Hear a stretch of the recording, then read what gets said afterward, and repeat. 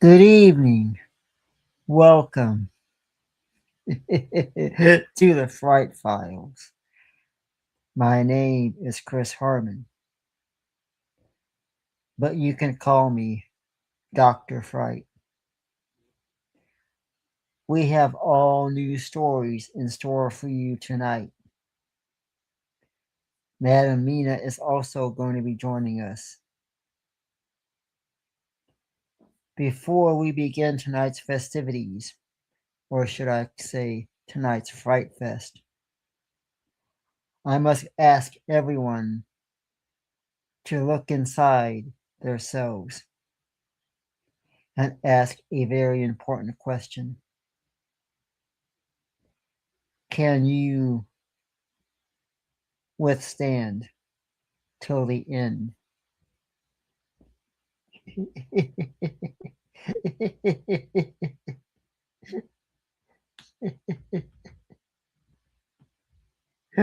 Welcome.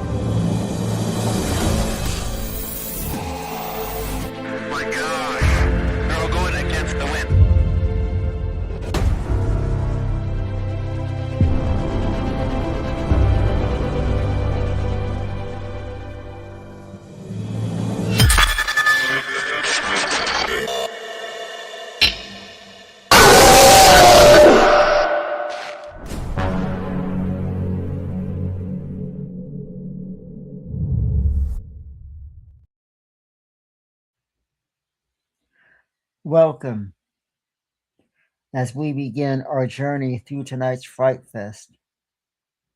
This is sure to be a most frightful evening, and we already have Fright fans in the chat saying hello. Hello to everybody watching around. Hello to everybody in the chat. As we begin our first story, warning you these stories are not for the faint of heart.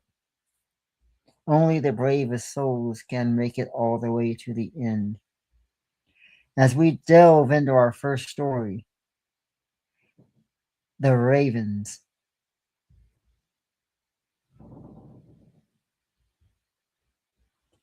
The ravens are curious creatures. They hunt for food as we do. They solve problems as we do.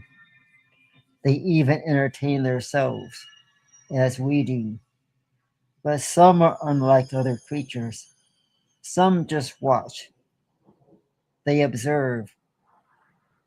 They learn. They wait. They sometimes wait for centuries just to be human once more. As the witness goes, I moved from China in August for a postgrad, being unsure of what a small town in the west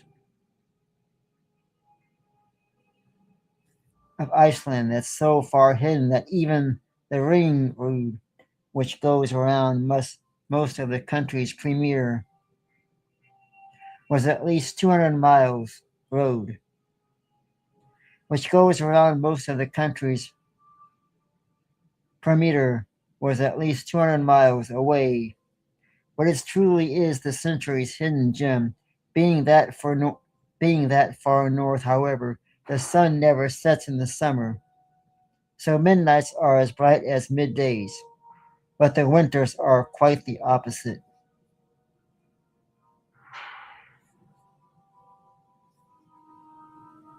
I started out for a local tour company. Mostly I would be on the bus for tours and cruise ships for tours. I would talk on the microphone as the driver took us all around the valleys and over the mountains, sometimes to Freebay's farm to play with her sheep. My favorite tour was the Dinajad waterfall, where we would always pass by the majestic hydrogenic power station run entirely by Westfall's green energy, plus a limitless water supply means that every household comes with a washing machine, dryer, and a dishwasher, a luxury every student dreams of. There's only one set of power lines in the entire Westfords, which runs along the and over the mountains, providing power to all 7,000 of us scattered about in villages and other small towns of barely 1,000 people. Often the winter storms do some damage, so we get our fair share of blackouts until the lines can be fixed, or sometimes starts up backup diesel generators.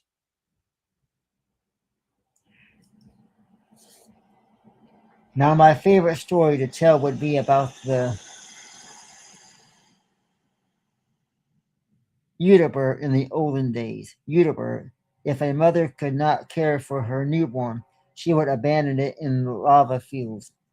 The child would return as a Jupiter, a lost spirit taking the form of a raven, lingering in the lava fields, waiting for unsuspecting travelers. There is a sad truth to the legend. Ravens are clever and curious creatures, and they often like to mimic the sounds that they hear. Like water drops, car horns, or even mimicking someone shouting. So when they would find a baby abandoned in the empty fields crying for their mother, the ravens would mimic those cries as they flew all the way back to the village.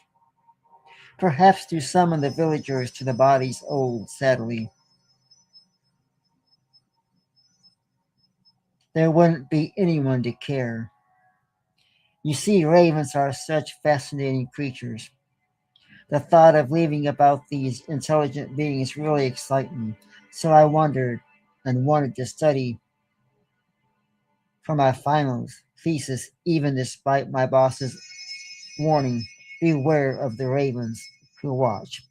She said at the end of my tour, she was telling me at the end of my tour to beware of the ravens who watch. At first, I thought she was trying to be funny by adding to the spooky atmosphere, but then there was something about her tone suggesting a hint of sincerity. You see, I hadn't given it more thought until the very last days. The final cruise ships departed before the winter come. It wasn't it was when I was discussing thesis ideas with others, classmates, that noticed my boss went very pale. She suddenly seemed disconnected by the conversation. I asked if she was all right, but she leaned in very closely and asked, "Are you absolutely sure about studying the ravens?" And I told her it was only an idea. My topic may change. So I asked her again why she was so against this idea, but she only replied, "Beware of the ravens who watch." This time I asked what she meant by that. She leaned in closer once again as she put on arm around me and whispered, "People disappear when the lights go out." Not far too long. Everyone here knows everyone. We're all practically related. So, of course, we'll realize someone is missing, but just long enough that they won't be noticed. But the ones who come back, they are not the same people who leave. So, what does this have to do with ravens? I asked, confused, but she merely shook her head to put on her coat. "That's why I never stay over the winter. You see," she chuckled, "I lavishly, and I hate and I would not live anywhere else. But I go to the waterfall to stay with my mother. I hate the city. I really do, but I don't want to be taken away like the others. She gave a cackling laugh, a laugh someone who only 3 hours of sleep would give. But she drove off into the evening dusk. You see, Carla was one of those Icelanders who claimed the elves and the hidden people spoke to her. She was someone who never slept more than 4 hours a night. She ran marathons for fun and lived off nothing but protein bars and black, solid black coffee. Coffee strong enough to keep the average person up for 3 days straight. But she had a point about the winters here. As winters come, as winters came, we lost daylight at a rate of knots. The sun would be so low in the skies that it would stay hidden behind the mountains. And after seeing the final November sunset, we would be left at the mercy of the darkness until the spring. Still, there were enough Christmas lights to make the town feel cozy and homely. I hadn't given any more thought about Carla's warning until I met that boy.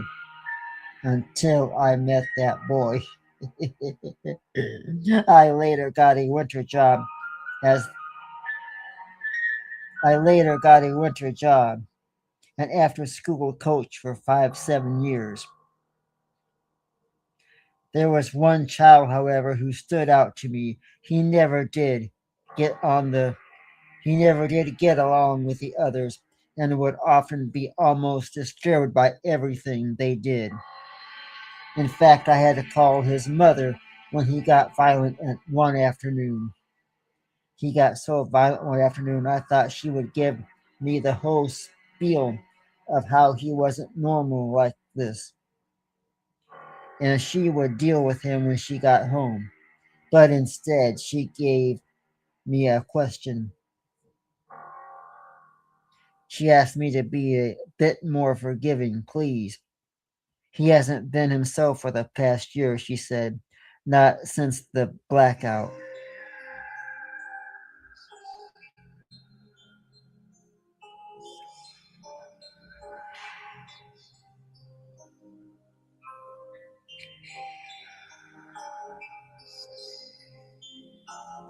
Now remember, I asked her what she meant. She looked down, trying to find the right words to tell me in English. The winters here are dark.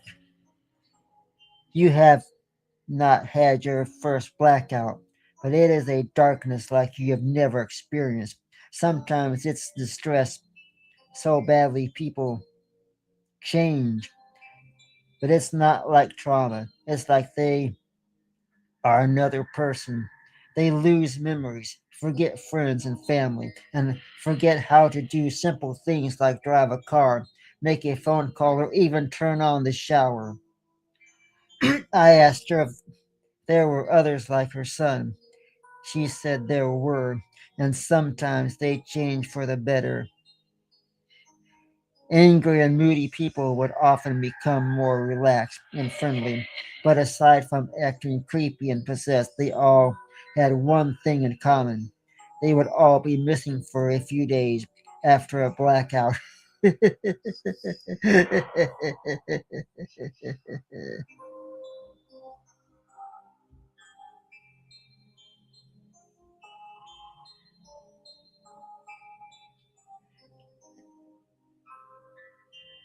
Now, remember, aside from acting creepy and possessed, they all had one thing in common. They would all be missing for a few days after a blackout. Key words after a blackout. I told Trevor about it on the way home. He didn't seem to care. He was too busy complaining about the latest assignment, but I wasn't listening to him either. I suddenly felt very disconnected, like a dog sensing a storm in the distance. Something felt off, and I looked around but only saw a few passers by and some birds, gulls and ravens. I remembered Carla's warning once again. Beware of the ravens who watch.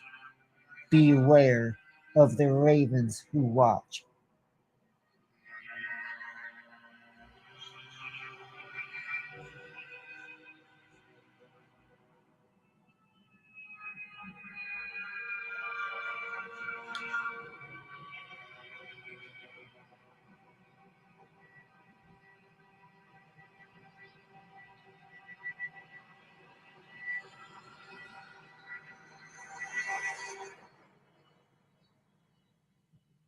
Now,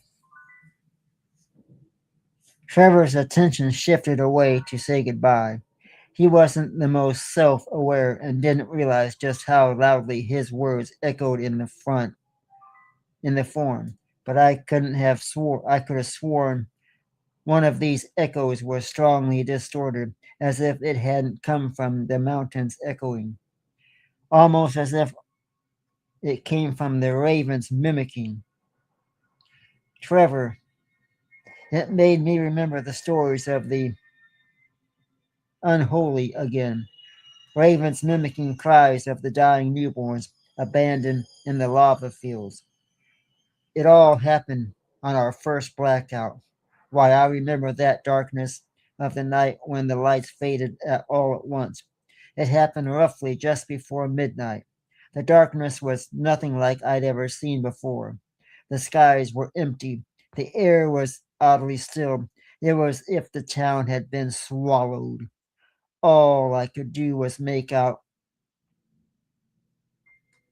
All I could make out were the faint silhouettes of buildings and mountains, barely illuminated from the trickles reflected by the snow. That's when I heard it, a soft knocking, only it wasn't a knock in the usual sense. It almost sounded like something pointy and sharp, like a cone or a ski pole tapping against the wood. And I wanted to use the light from my phone to move about, but I forgot where I had left it. As I fumbled about the darkness, searching for the only light source, the knocking sounds grew more frantic and sharper, but I still couldn't find that damn phone. Little did I know that my missing phone had saved my life. As the knocking grew more frantic, I stopped searching and instead rubbed my hands against the walls, feeling my way towards the door, and gently I scanned my hands against the grooves between the wood and metal of the door frame until I could feel the cold metal of the handle. But just as I had placed my hands on it, the knocking had suddenly stopped.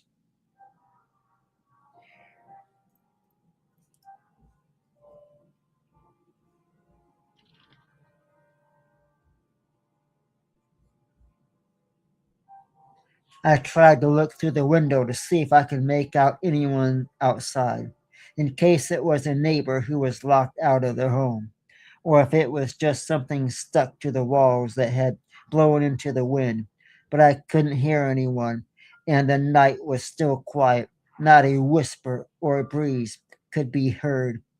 I looked through the door window, but couldn't make anything out but the silhouettes of the building. So I turned to head back to my room. Then I heard it again, only this time it came from across the road. I peered through the window once more, but still I couldn't make anything out. From across the road where Trevor lived, I heard the door open just as the knocking became more frantic. I thought I could make it out. I thought I could make out Trevor holding a small light in his hand, or illuminating a small circle around him. The light pointed in my direction, but something was blocking the beam. Something had emerged from the ground, and from its shadows grew a shape that almost seemed like human.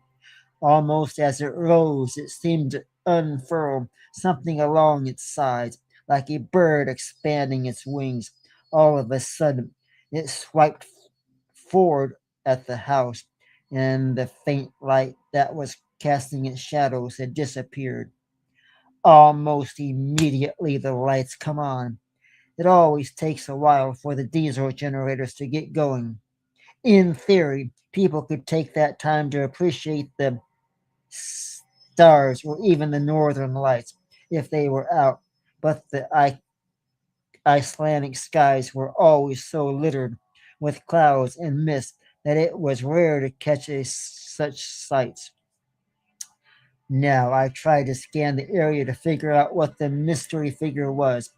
I slowly paced forward outside towards the other house, looking for the mystery creature, but there was nothing. Strangely, though, Trevor's door was left wide open, so I walked inside to do some investigating and was greeted by Trevor's housemate, but Trevor himself was nowhere to be seen. Now I thought I had gone on a midnight walk to enjoy the dark sky, but it was only as I left the house I noticed something sticking out of the snow, a single black feather. Now Trevor didn't turn up too close the next day. We first thought that he was ill, but his room always seemed to be empty, and after a few days we considered telling someone. The lecturers, the police, mountain rescues, anyone who could shed any light on why he had just mysteriously disappeared. But I was against it because of what I saw later that night.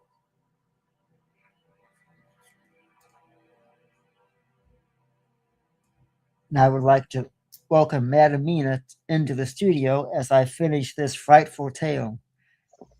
Hello, Madamina. Hello. I hope you're enjoying this frightful tale. Yes, I am.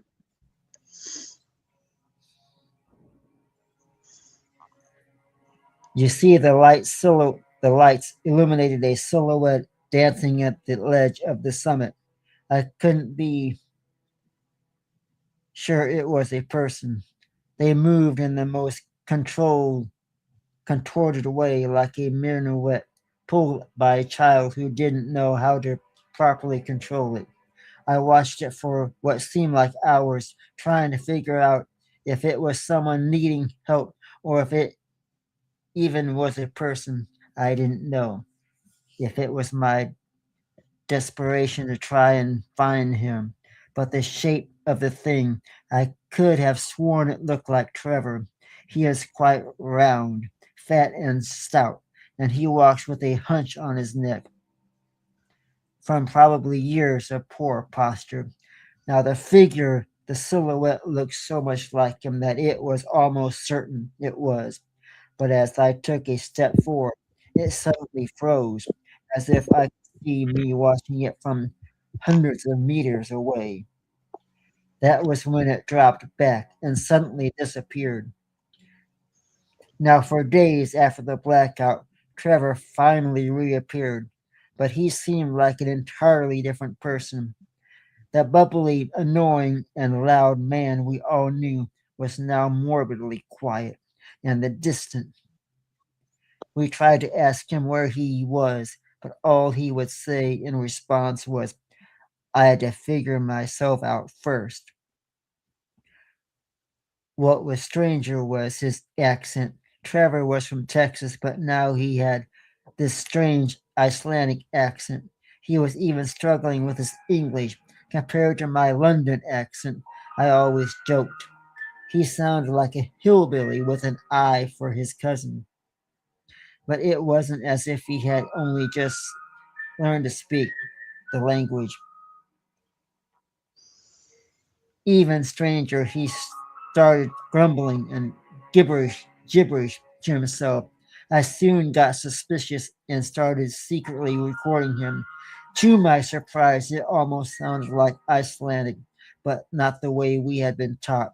It was so grumbled and garbled, I could barely make out what he was saying. I found someone to help me translate. I'm glad I did, because if I hadn't, Well, I didn't know what would have happened to me. Frida would sometimes invite me to her farmhouse for dinner, even long after the tourist session had ended. Her husband didn't speak English, so it was a good opportunity to practice my Icelandic speech. I played the recording to her, but she seemed quiet and confused. Is your friend from Iceland? She asked. No, I replied.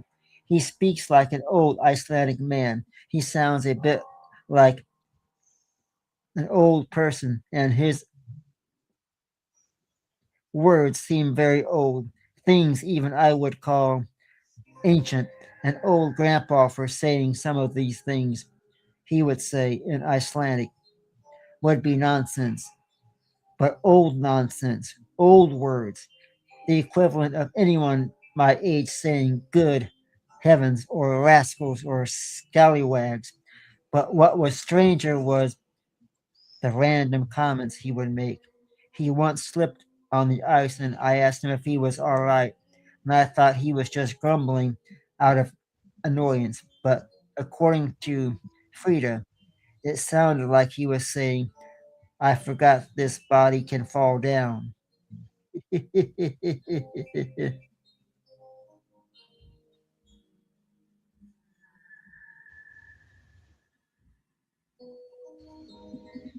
Now, his mother called once, but she just stared wide eyed at his phone until it stopped ringing. He asked me why that hoax was sounding on its own, why that box was sounding on its own. I told him it was his mother calling, probably because she hadn't heard from him in days. But he continued to stare and mumble something along the lines of, a mother, finally. I have been calling for a mother for a many day now. It was very it was very last phrase. Frida translated that what made me decide to leave Iceland for good, never to return. I was once complaining on our walk home about how miserable the dark, sunless winters was making me. But I had Trevor whisper something out of, but I heard Trevor whisper something out of earshot.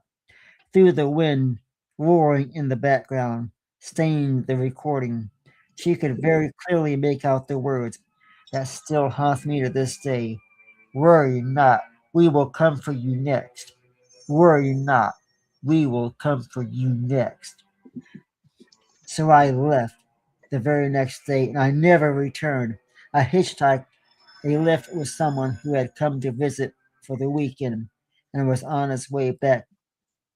The man who was driving was happy to take me as long as I split the cost of fuel, and I told him I would pay for the entire journey if he would leave before dark. I hadn't even packed any bags. We set off just as the streetlights were beginning to come.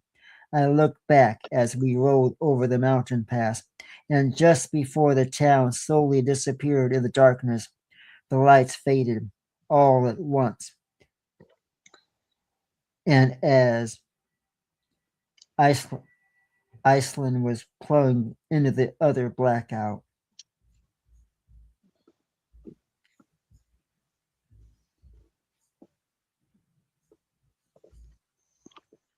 What a scary, frightful tale that was. That definitely sent my bones chilling. Madam Mina, welcome. What do you have in store for us tonight? Okay. So the first one that I'm starting off with is going to be a short one, and this one is from the Ask Reddit subreddit about the question is, what has convinced you of the paranormal?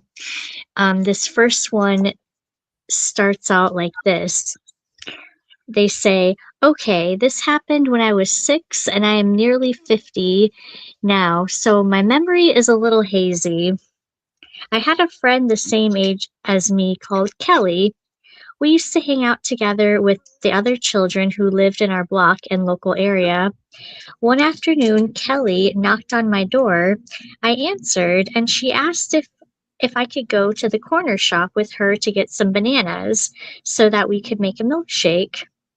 Before I could answer, my stepmother called down the stairs to say that I had to clean my room and that I was not going anywhere.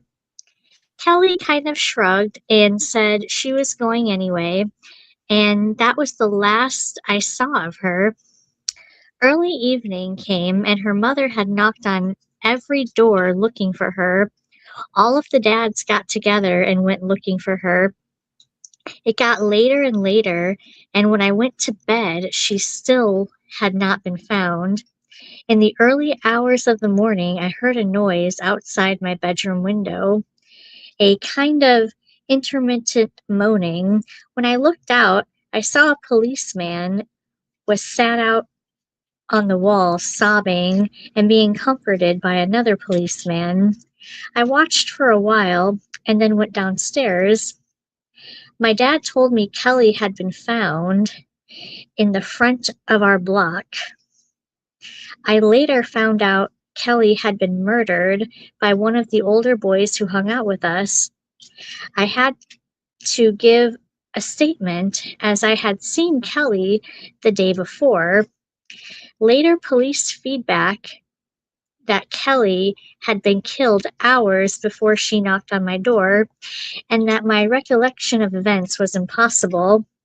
The man who owned the corner shop said Kelly had never come in to buy bananas.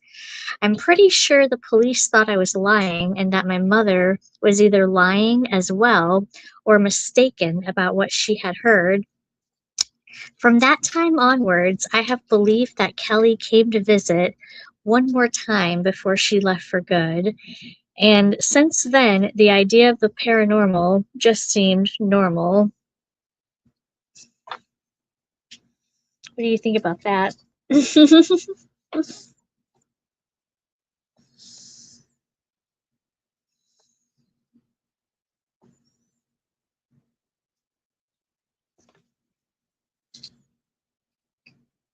Yes, I love the story. It was very, very frightful. And yes, maybe she did come to visit after she passed away. Which brings us to story number two. But before we get to my second story, I want to give a thanks to everybody here in the chat room who has come to watch, and all the Fright fans all over the world who are watching. And this next tale is called The Stage of Hell.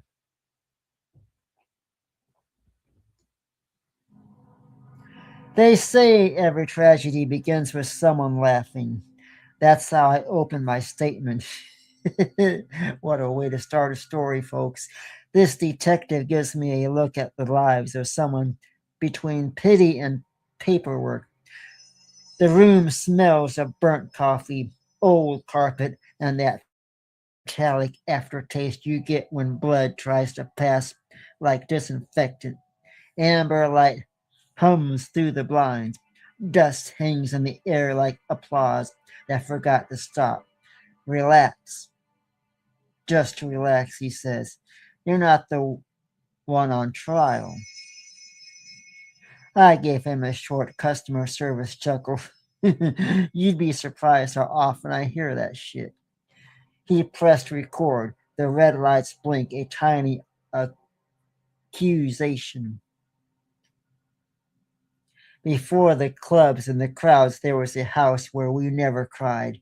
Mum said tears made ghosts jealous, so we laughed at funerals, at breakups, at bills we couldn't pay. Now you see, I was 5 when my father slapped on black when my father slipped on black ice.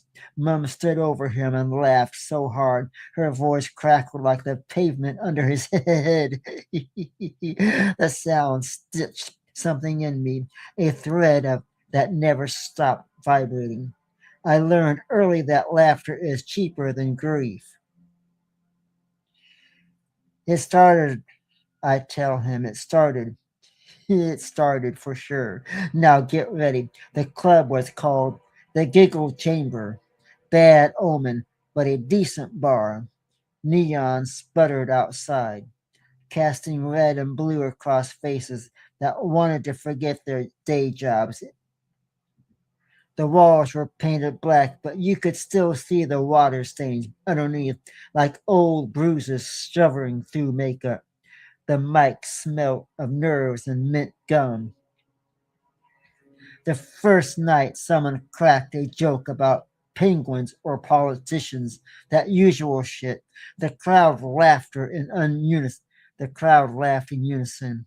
People pleased kind of laughter that says, "We're fine, honestly." Watched from the bar, nursing a warm beer.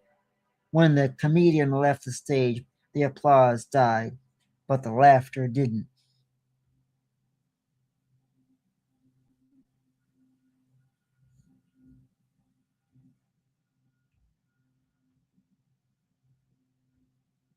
It stayed in the room like smoke after a fire, soft at first, barely there. The bartender wiped down glasses and hummed along to it. Though it wasn't the speakers, the manager checked the sound system twice, but I heard it clearly. Underneath everything, a chuckle that didn't belong to anyone.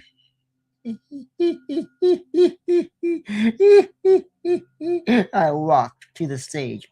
Empty now. Just the microphone stand and a stool with a wobbly leg. The laughter seemed to come from the floorboards. Or maybe the walls. I touched the mic. It was warm. Behind the bar hung a yellowing poster from old Comedia Tour. It smelled pent. Fear and force share a punchline in small print. Fear and force share a punchline. I used to think it was clever marketing now. I think it was a warning. Maybe the beer and the drunkenness was overpowering my thoughts. You see, the detective tilts his pen. You're saying laughter spread? I'm saying it evolved. Then, a week later, I was back on stage. Different crowd, some hunger for distraction.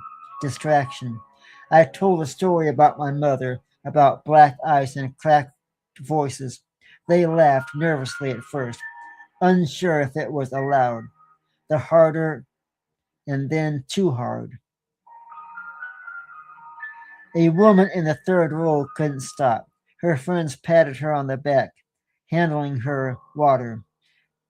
She doubled over, gasping between convulsions. The laughter twisted into something else, something wet.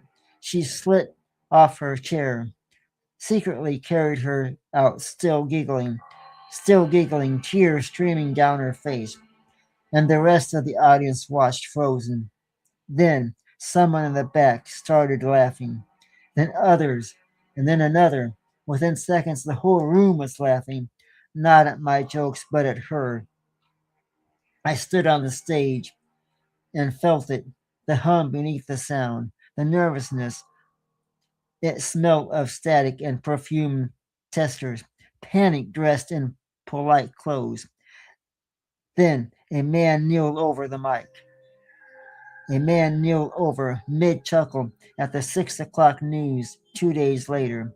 His chest still jolted with the paramedics zipped the bag. I smiled along when I saw it online. You have to silence to get you noticed. You have to silence gets you noticed. Didn't that strike you as odd? Let's try that again. You have to. Silence gets you noticed. Everything's normal. It is popular. Then come the laughter. It traveled quicker than a rumor. People caught it on buses. It lifts during moments of silence. So seemingly, a stranger's grin could expand your lungs. The media, in argument, called it the joy plague. Couldn't Couples who didn't speak in months started wheezing together. Some posted it pictures of it, then waited for lies, then waited for likes that never come, while the chuckles kept going. Teachers collapsed mid-lesson. Students smirked in the surprising silence. A funeral went viral for when the past when the priest slipped on wet grass. The mourners clapped for the 5 seconds straight. The mayor live streamed himself laughing for 6 minutes when she finally gasped, "Please stop recording." No one did. The detective folds his arms. "And you, did you catch it?" "I was born with it." He frowns. "What kind?" "The quiet one, the sort that looks like control, the one grief wears to work." He hesitates. The tops hums. "I call it the silent laugh. It sounds like relief, feels like drawing. It's what happens when a scream learns more." "I call it the silent laugh. It sounds like relief, feels like drowning. It's what happens when a scream learns manners." So I leaned back in my chair, and for the first time since we started, my hands are shaking. I press them flat against the table, but they won't stop. There's a moment right after the laughter dies when your body forgets who it belongs to. Your lungs still remember the rhythm, your heart doesn't. That's where I live, in that pause. The detective watches my hands. I pull them back into my lap. He says nothing good. Silence is the only honest audience. He slides photographs across the table, mouth open mid laugh. Eyes all wrong. "Recognize anyone?" I point. "That's the chuckle. Blue jacket. That's the nerves on. See, that's the nerves. See her hands? And then that's the one from over there, the century form. We ran facial recognition," he says. "There's only one person in every photo." I smile, "But it takes effort this time." "You didn't say." "You were on stage." "I was, so were they." He closes the folder. 48 dead. 48 set free. That's not funny. Neither was the laughter. A twitch flickers at his mouth. A single chuckle escapes. The mirror breathes back, the sound stretching it. He touches his throat, a touch too late. "You shouldn't laugh in small rooms," I whisper. "They say that tape corrupted there." The laughter distorted into something liquid, and underneath was a whisper, "Help me, help me." The report calls it mass hysteria. Illness. TikTok calls me the laughing man of Black M. I call it feedback, the viral kind.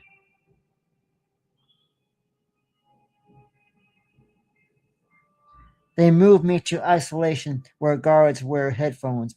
They play rain. Doctors hum children's songs as they walk the corridor, and yet still their shoulders shake. They always pretend it's a cough. "You want truth?"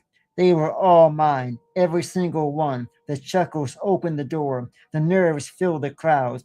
The contagious made sure everyone heard. The silent waited underneath them all. It wasn't joy. It was need. A plea for someone to listen to grief without remixing it as comedy. Behind my eyes, scenes replay in wandering visions, moonlit confessions, rooms shifting walls. They never end, but change sets each episode. You'd like the detective. You'd like them, detective. They're dark and funny. They send a new interpreter, young, fresh, the sort who still believes empathy is sterile. He brings tea. He won't drink. "Do you feel nervous?" Of course, every time somebody laughs, I hear it. He stops the recorder. "Then what do you want?" I lean close enough for my breath to fog the glass, to hear silence again. He laughs, a reflex, a habit, then catches himself and leaves. The light flickers, amber, then white. White dust floods like ghosts taking their uh, unwelcome bows. I open my mouth, but no sounds comes. Someone laughs. Some laughs are better left unheard.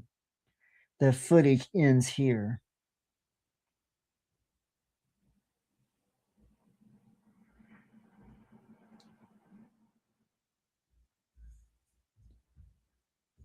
Well, that certainly was a very strange story to tell. Now let's see what Madame Mina has in store for us next.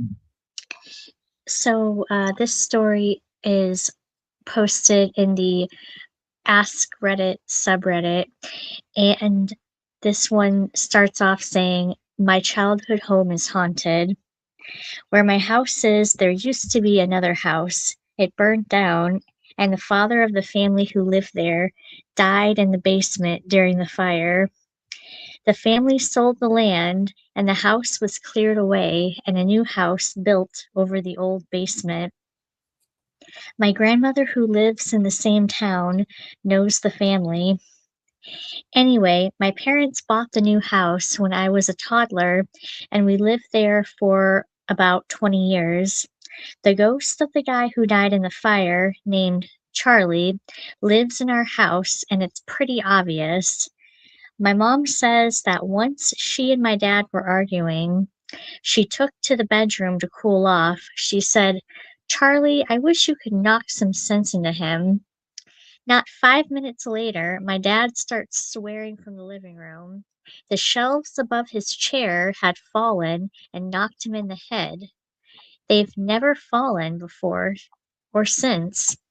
Any animal we have, a couple of dogs when I was a kid, my cat now, will stare down the hallway for long stretches of time, then go bananas chasing something from the living room at one end to the bedrooms at the other, like they're playing with someone. I personally have heard footsteps, big, heavy footsteps, like someone wearing work boots, walk up and down the hallway, especially at night. It scared me as a kid, but now I just take it as Charlie checking on our safety.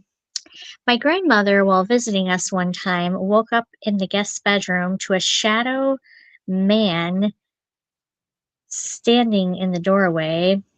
She hid under the blanket for a few minutes, then decided it was safe. When she came out of the blanket, the shadow man was at her bedside, leaning over her. She hid under the blanket again until she fell asleep.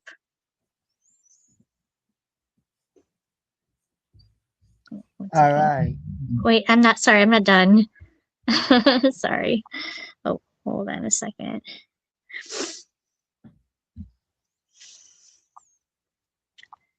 Oh, I guess you can go ahead. I accidentally exited out of it. That is okay, Madam Mina. We'll move on to our next tale. And first, I want to thank everybody who's in the chat and those watching all around. As crazy as my last tale was, this next story should make up for the weirdness of the laughter we just heard recently. And we got people in the chat saying hello. Hello and welcome to the Fright Files. This next tale is probably going to be one that you will not be able to sleep or handle. Because you see, there are creatures known as the glowing yellow eyes. The glowing yellow eyes. You see, it loomed over her face. Its face was twisted in a snore. You're nothing, you know, it whispered. A nobody, a waste of space, a burden. Her chest arched and she curled up tighter, longing to disappear, to have the pain finally swallow her whole instead of destroying her in polite bite-sized pieces. A silver of moonlight peeked through the navy black out curtains, illuminating its spasmodic movements instead. She squeezed her eyes shut. What are you waiting for? Its voice inhabited the no man's land between enticing and revolting, both pulling her in and pushing her away. I can't, she responded, her voice barely audible. Oh, my dear, but you can, and you would, if you only cared about anyone around you. Now a cold chill shook her already weak and aching body. Despite the layers of blankets, her body continued to shiver. She felt it glide around the room. The voice continued, after all, what good are you doing? The world turns without you. In fact, it thrives without you. You're depleting valuable resources with no return or investments. It's a shame, of course, but this is merely a practical decision. Take the emotion out of it. Now its speech was familiar, rehearsed. It was one she heard all too many times, too many nights, when other children were being rocked to sleep in their parents' arms or read a short story to fill their dreams with the fantastic characters and creatures. She was in her dark room, alone with it. The first night it had crept out of her closet, a tiny, insignificant thing, and crawled into her small daybed, where she sobbed pitiful, gut wrenching sobs that shook her tiny body as she tossed and turned among her blankets and skinny little sheets clutching her shoulders to hold herself together. Now, against their emotions, they were far too big for her tiny body to handle alone. Hello there, it had sitting cross legged on the bed next to her. Hello. You know who I am, don't you? You know who I am, huh? She had nodded. She couldn't have said what it was, but couldn't put it into words. Even now, something inside her told her that it was somehow a part of her. Good, don't worry. I'll never leave you. I'll never leave you. It settled in the maintaining. It settled in, maintaining its distance to avoid any contact. She remembered reaching out to a tiny hand, despite desperate for anything to hold it. She stuck her hand out, but it reached away for her touch. It was too far away. No, you don't touch me. Its voice snapped from soft to harsh instantly, and she recalled the tears falling harder and faster as her stomach threatened to throw up the macaroni cheese she had for dinner.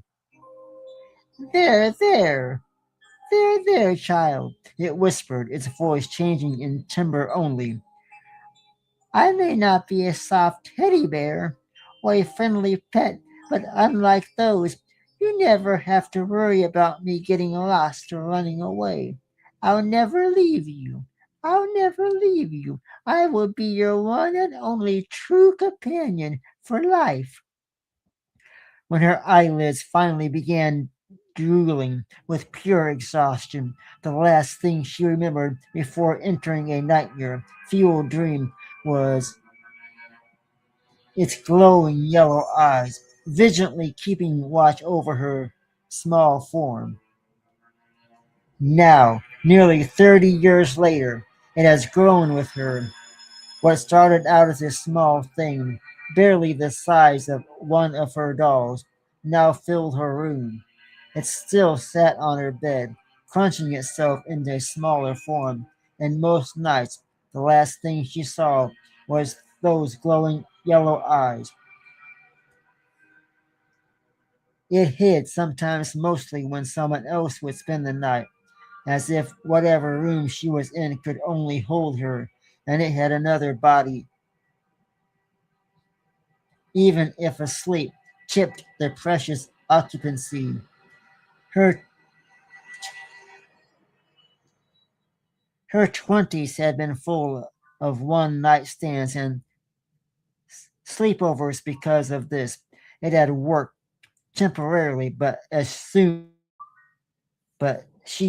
learned that what she couldn't but what she soon learned that when she couldn't find a Tinder hookup or a blind date, it returned harder, faster, and angrier than before, as if pushing her, keeping her away. It screamed and revolted, destroying any fragile thing she had. Scaffolding she had painstakingly built it. The aftermath ensued. Only relationships was short lived when she finally gave up trying to use someone else as a buffer. It calmed its tounts, shifted from violent and Georging to in. She didn't see the true danger of familiarity and comfort until it was too late. Instead of working up bruised and bleeding, she never slept. Instead of the fights, violent and terrifying as they were, there was just nothing, just a resignation. She let it take over her life, settling into the isolation it required without realization. She had accepted that this was that she accepted that there was no life free of it. This would be her reality until she finally listened. Aren't you oh so tired? Don't you know you can fix everything right now? It would be so easy. Just an uncomfortable moment.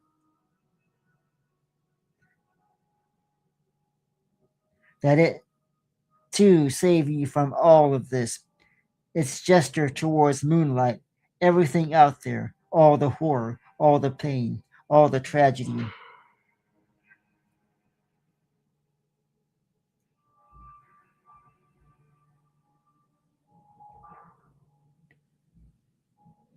On the solitary tear dipped. One solitary tear dripped on the stained pillowcase. It gestured towards her, this time still maintaining the familiar physical distance and everything in there. No shame, no more, no more fear, no more tears. How long are we going to play this game now? It's been decades, far too long. Enough for you to realize this will never change each and every night, just like this until your body finally gives out. Your last moments, nothing but anguish, but this time you can control it. Her pleas had run dry years ago. She had done all the mental gymnastics, lied to it, lied to herself, dealt with consequences of its constant presence, finding breakups, evictions, hallucinations, hospitalizations, debt. It took everything in her to keep her nose above the never ending icy stream,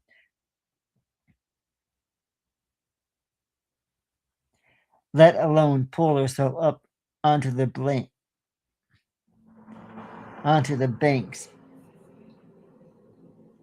She had always been able to block them before, usually by drinking until she passed out, but this time they were fiercer. They twisted and pried until her sobs were no longer silent, and the air filled with hoarse cries. It came closer, closer than it had ever been before, and its breath rustled her hair. You can feel me. It's time. She tried to reply to deny this, but all that came out was a gargled sob.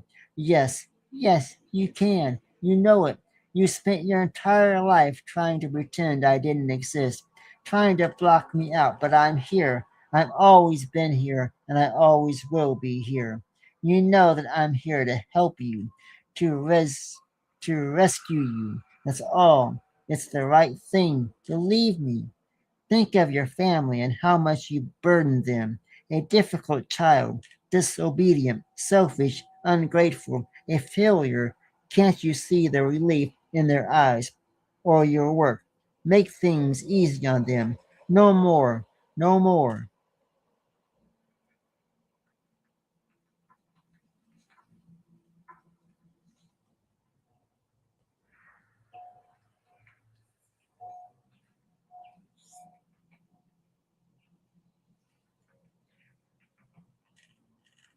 Now your friends, you know they've just been putting you on.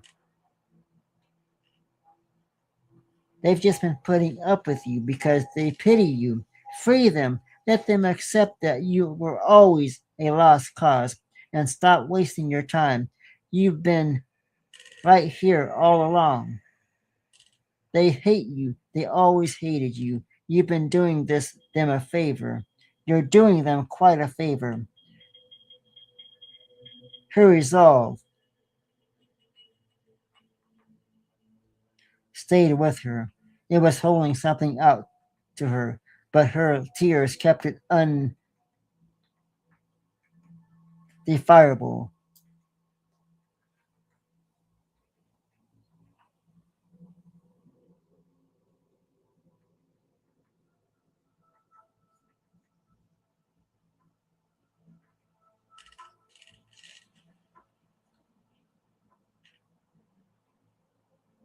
Now, folks, this story ends with a very strange way. You see, as she drifted off, her death became more and more prevalent. He began to drain every ounce of energy she had inside of her. His glowing yellow eyes, day by day, weakened her body, weakened her down to almost nothing. A strange, garbled combination, a strange laughter as she watched her deteriorate, almost to the point of no return. She pulled the blankets up to her chin that night one last time. It was so simple, so easy, so different. She didn't know that there would be no tomorrow. And as her eyelids began to drop and the breathing swallowed, this was the end of it all. And as the yellow eyes looked at her, they had taken her soul.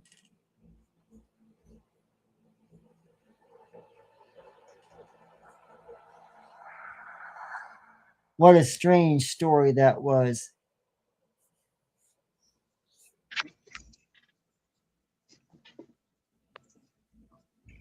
and the most frightful tale of all. Adamina, do you have another story for us? Yes, this was posted in the subreddit r/paranormal encounters, and it's posted by unhappy underscore service underscore 7552.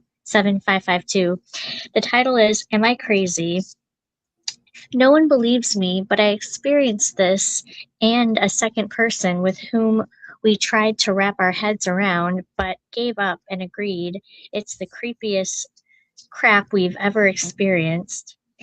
In 2004 to 2006, my summer job was working at a small cabin resort in the Rocky Mountains. The first year, I met another kid, Mickey, my age, whose family would come stay every summer.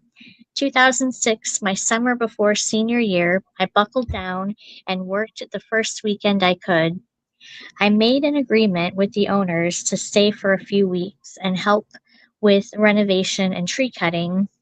After about a week, my now friend showed up with his family and expected other guests and family to arrive the following few days.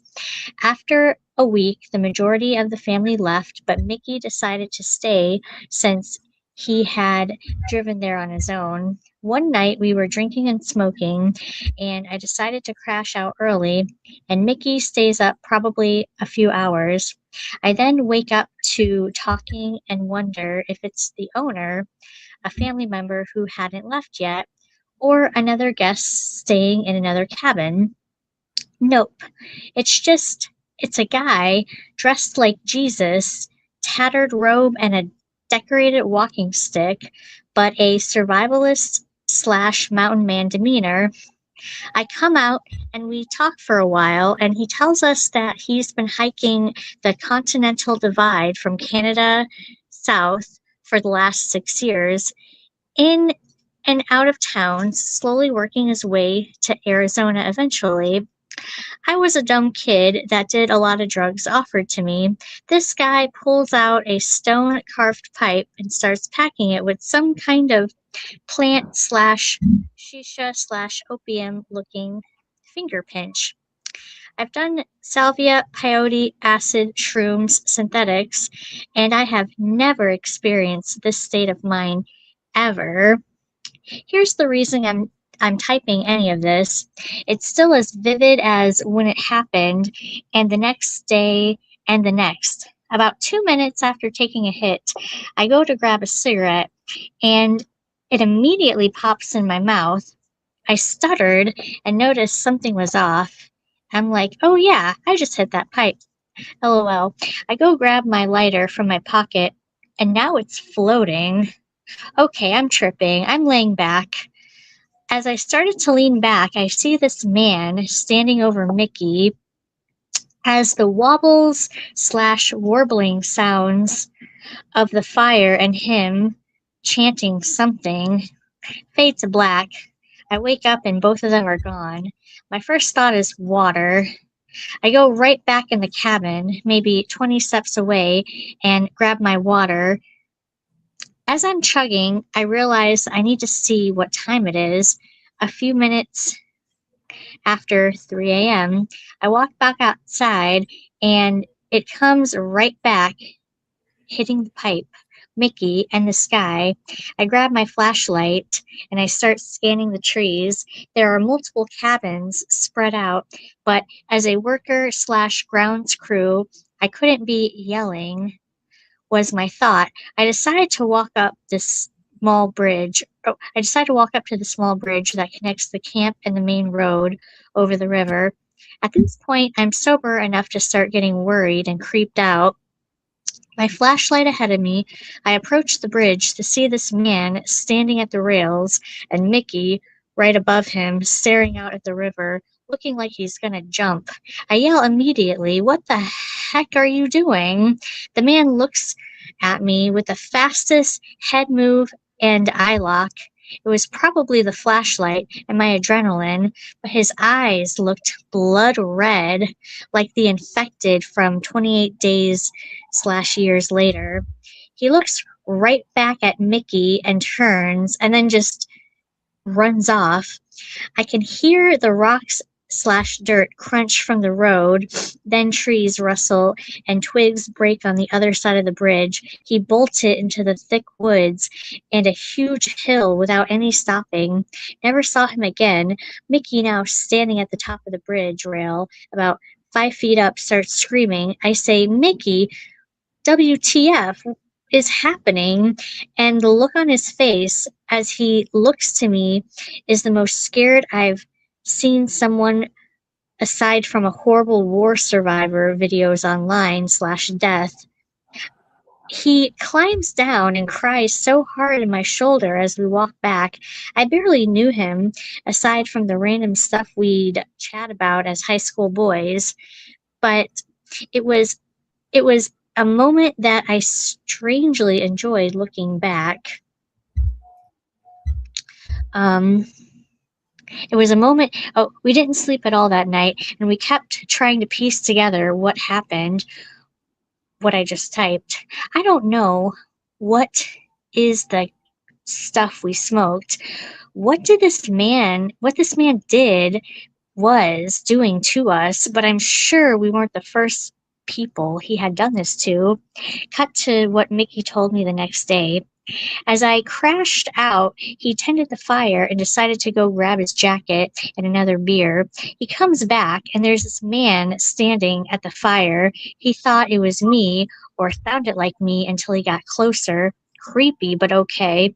After a bit of asking slash chatting with this man, he tells Mickey that he's been looking for Eden and wants to start a new Holy Land. Weird, but okay. I don't remember what else, but definitely nut job talk for a while. That's when I woke back up. Mickey remembered us hitting the pipe and seeing me lay back for a brief moment, but then snap right back up like a blackout drunk. I have no memory of it. But Mickey said we sat there by the fire as this guy starts to chant weird sayings. He said it literally sounded like gibberish, but the closest thing would be that alien clicking in signs or how you a cat, but satanic and dark. He then blacked out and woke up staring at dark, raging river water, and the worst feeling of dread I can only imagine, like sleepwalking, but you wake up on the edge of a bridge with death and horrible injuries below. I've ran this through my head so many times, and all I can say is be good people. There's so much horror out there, but also so much beauty. Answers or questions welcome. Well, that was definitely interesting, to say the least. Yes, it was, Madam Eva. And we have somebody in the chat room wanting to know what this show is about. This is the Fright Files with Chris Harmon, Dr. Fright, and Madam Mia. And we tell frightful stories each week. These stories are from first-hand witnesses, Bigfoot encounters, UFO encounters, and everything in between. Just to give you an example of what you can expect with Dr. Fright and Madam Mia, we ask every person before we begin if they feel like they can handle and survive till the end.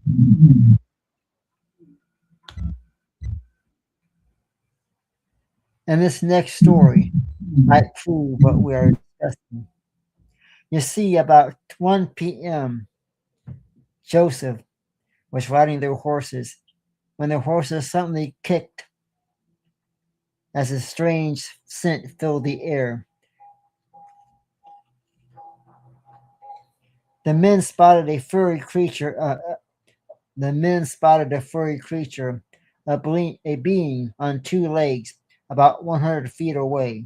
The two men dismounted, and Patterson used his trusty Kodak camera to capture the beast on 16 millimeter film. Ever since Patterson and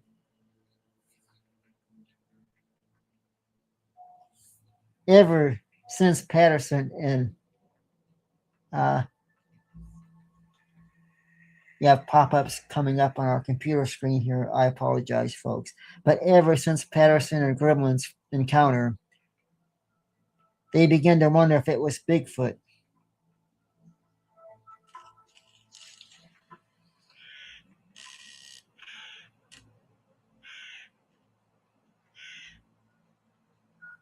Bigfoot encounters are wide all over the United States.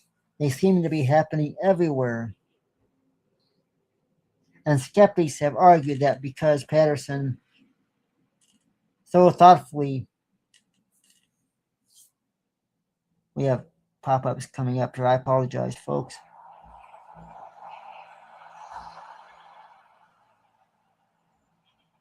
We're going to move on to our last story of the evening. As we begin, I call this story The Sanctuary Shadows.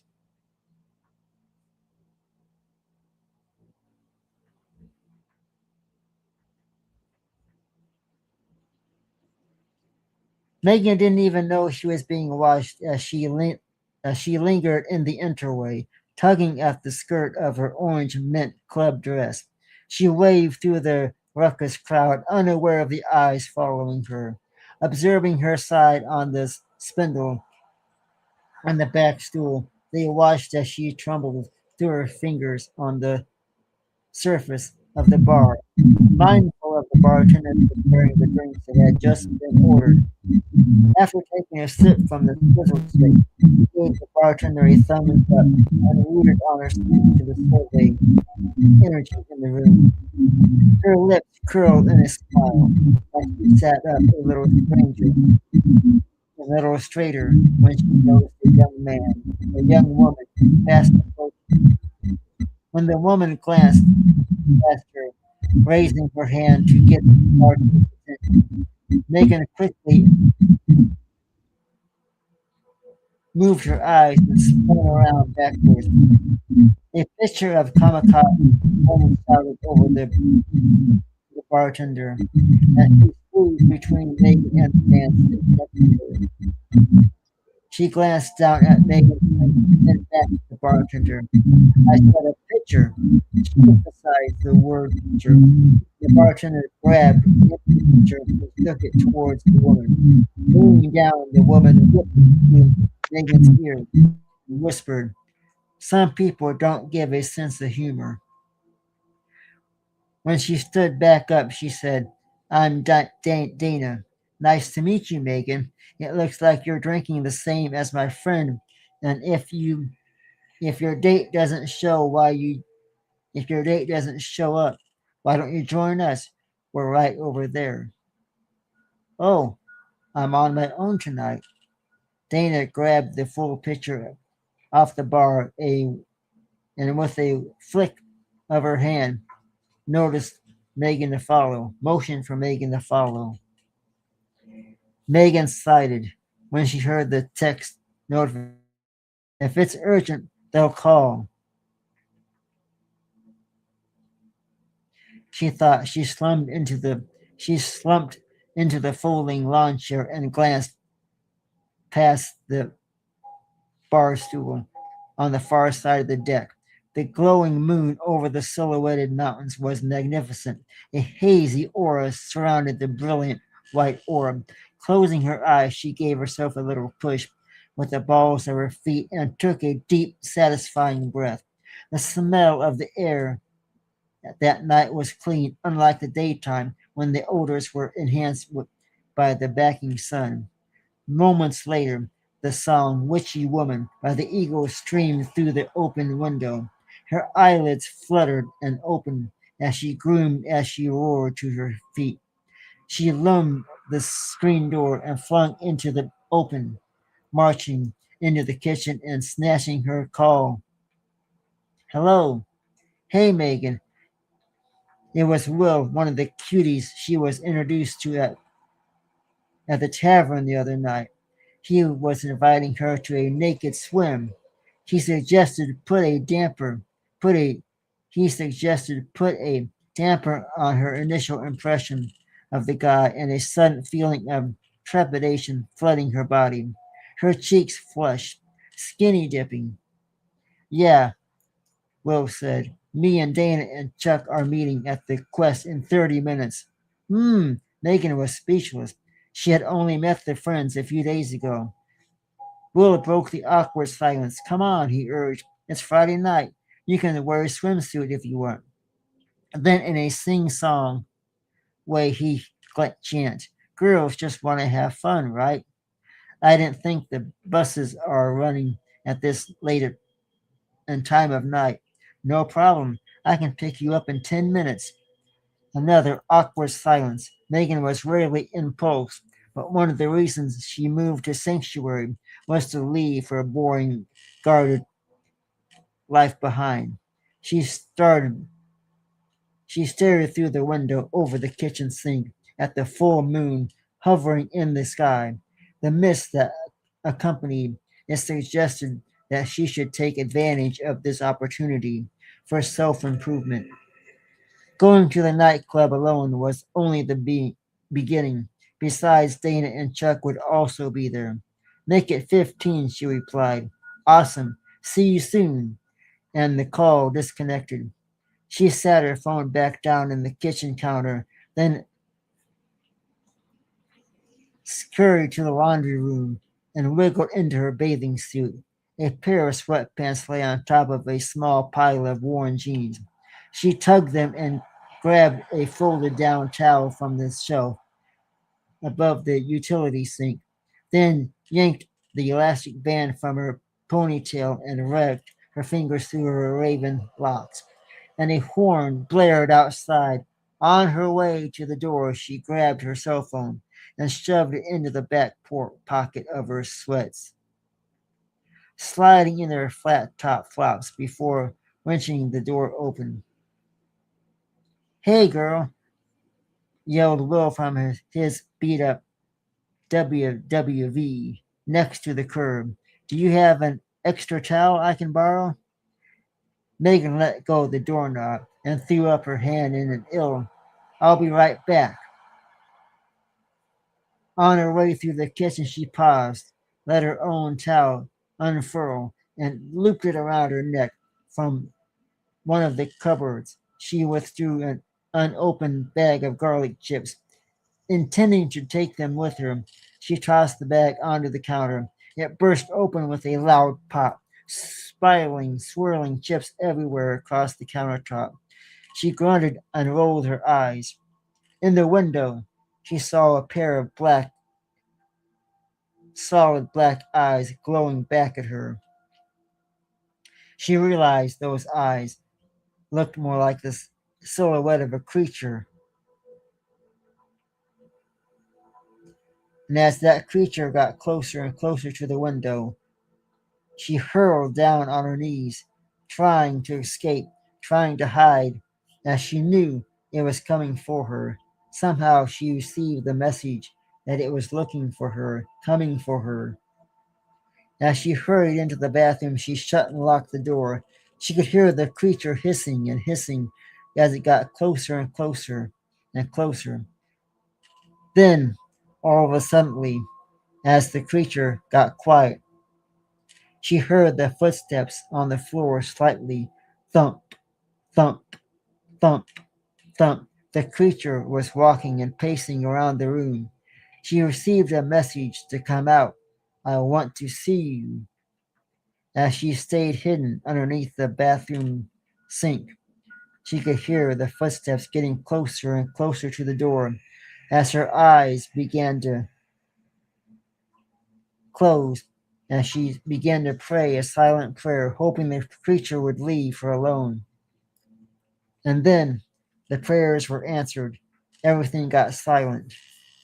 As she opened the door, slowly the room began to get clear. The sound was quiet. Everything was quiet. And as she looked outside, as she looked outside through the window of the front door, she could see the creature walking away into the forest behind the house, into the forest in front of the house. She knew that this was not the end. She had a message in her mind that he would be back. He would be coming back for her. And as she began to close the window curtain, she heard the final words, "I will return on the next moonlight." We hope you have enjoyed these frightful tales here tonight.